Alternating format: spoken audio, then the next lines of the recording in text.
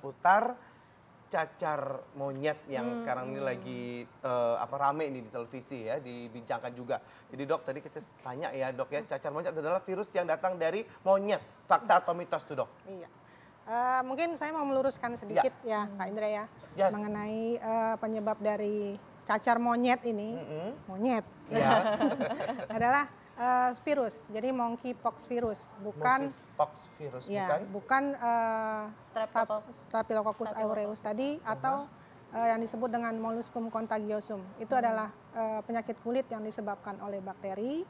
Sementara kalau monkeypox virus ini memang disebabkan oleh virus monkeypox. Jadi itu fakta atau mitos tadi Dok? Pertanyaan saya tadi, cacar monyet ditulari oleh monyet?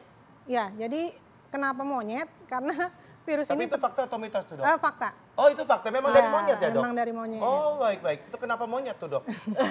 Ya, iseng. Monyet, itu jadi kenapa aja sih monyet? Itu kita dibilang saudara loh, hati-hati. Jangan capek Dok. Jadi kenapa monyet? Karena pertama kali ini ditemukan di monyet yang ditemukan yang dipakai sebagai hewan penelitian waktu itu.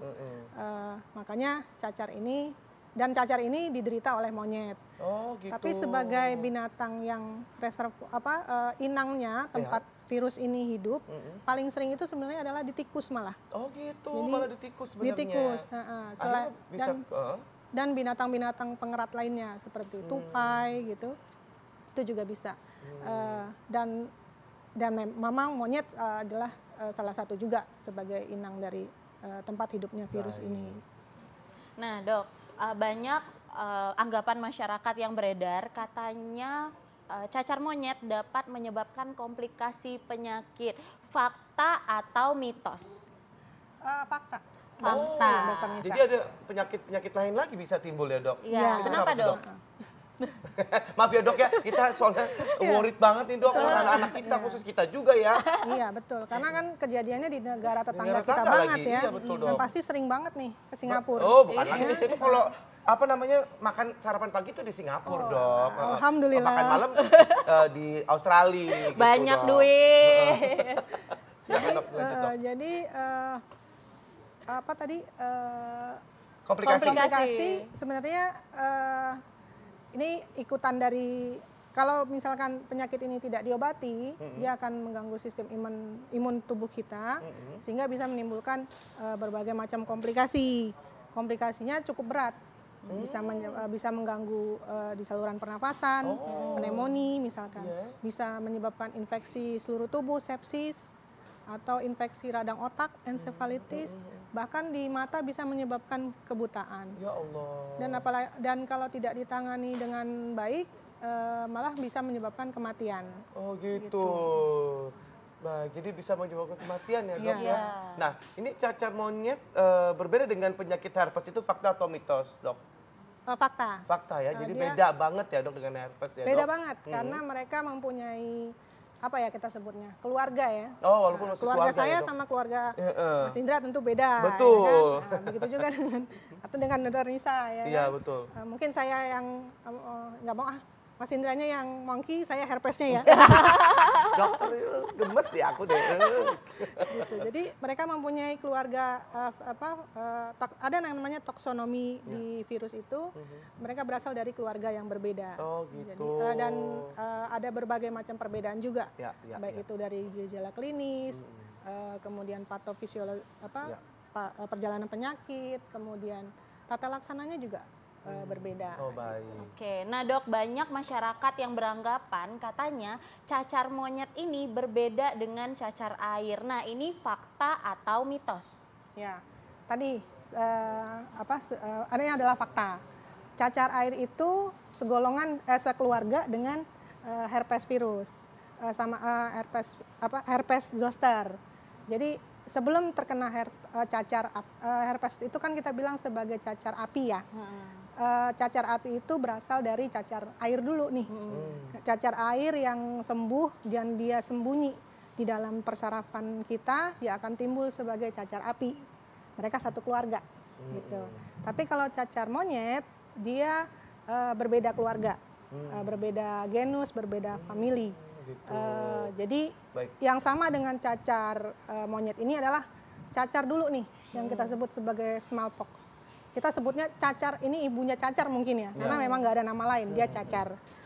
Dan cacar ini sudah dieradikasi di seluruh dunia dan dinyatakan tidak ada lagi. Baik. Nah dok, kita ngomongin cacar monyetnya ini sendiri, sebenarnya gejalanya tuh seperti apa dok? Cacar monyet. Ya. Sebenarnya gejalanya hampir mirip dengan cacar-cacar lainnya. Pertama pasti akan demam, ya. Demamnya dia bisa 3 hari pertama, gitu ya, 4 hari pertama. Demam tinggi, gitu gejala viremia sama. Kemudian akan timbul lesi di kulit. Apa tuh dok? Kelainan-kelainan di kulit ya. Kelainan di kulit. Gitu. Pernah lihat cacar? Pernah. Ya, saya pernah mengalami juga gitu. Jadi kayak ada itu sama kayak cacar air dok. Ya? Sama. Oh, sama dengan cacar air. Hanya kalau cacar air kan dia lebih kecil-kecil, lebih cairannya lebih bening gitu. Kalau ini lebih ada yang kita sebut sebagai pustula gitu, bisa menimbulkan Apa tuh pustul. pustula tuh dok? Pustula tuh Mirip dengan ini ya, nanah gitu ya. Oh, Terus pustula tuh nanah. Jadi iya. sampai bernanah gitu dok? Iya. Oh. Terus kemudian dia akan mengeringnya juga lebih lama. Oh, Dia itu gatal dok? Ada yang gatal, ada yang enggak juga gitu. Jadi dia bisa kering dalam waktu 3 minggu lebih lama dibanding dengan cacar air. Cacar air butuh waktu sekitar 7 hari biasanya. Iya, nah dok, supaya masyarakat tahu bagaimana sih penularan cacar monyet ini dok, sama tidak dengan cacar air? Ya. Hampir sama sebenarnya karena dia adalah penyakit menular dan bisa menular melalui droplet udara gitu ya. Apa tuh dok? Jadi kalau Droplet itu partikel kayak debu. Partikel-partikel gitu. itu. Iya, jadi kalau misalnya ngobrol nih kak, Oh dari terlalu ababnya gitu ya dok? Iya, jadi bisa. Kemudian, tapi mungkin yang berbeda di sini adalah inang tempat tinggal virusnya tadi ya. Kalau di sentuhan tangan juga bisa ya Bisa. dok ya? Tangan juga bisa. Oh gitu baik. Jadi benar-benar jangan ada kontak gitu dengan yang penyandang penyakit ini gitu ya dok Iya, ya. Nah kemudian dok, ini kalau misalkan antisipasinya seperti apa dok?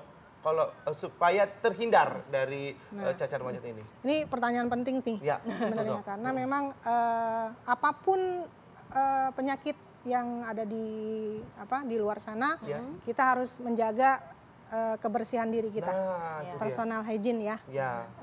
Kita harus menetapkan juga yang namanya kewaspadaan standar nih. Contohnya adalah apa? Seperti apa tuh dok? Cuci tangan. Cuci tangan, betul. Sering cuci tangan nggak? Suka dong dok, apa-apa maksudnya cuci tangan, cuci muka, cuci baju juga dok. Iya, alhamdulillah. Kalau minum vitamin gitu dok? Bisa, mungkin vitamin yang bersifat seperti suplemen ya. Ya. Vitamin C, vitamin D, vitamin E bisa meningkatkan kekebalan tubuh dan mempunyai sifat antioksidan juga kan. Antioksidan Gitu. ya dok. Gitu. Dan itu apalagi tuh dok?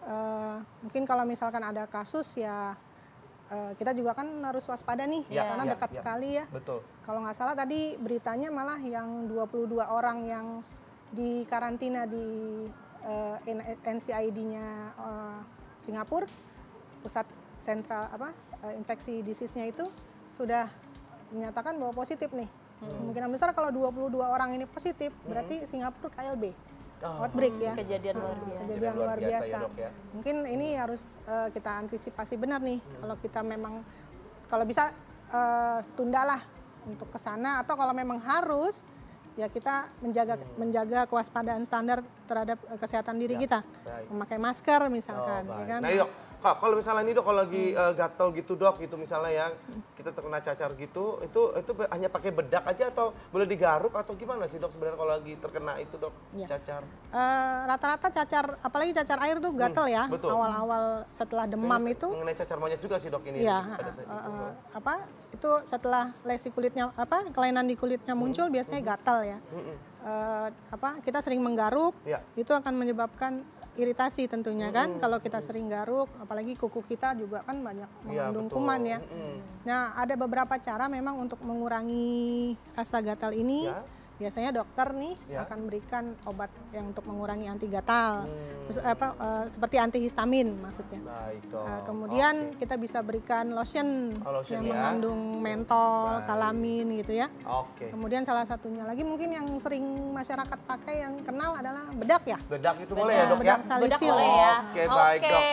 nggak terasa Dok, ini nih. kalau mau ngomongin tentang cacar monyet pasti lebih panjang lagi, tapi waktunya nih dok. Iya. Habis ini kita ngobrol lagi ya dok ya. Makasih. Mm-mm. Baik.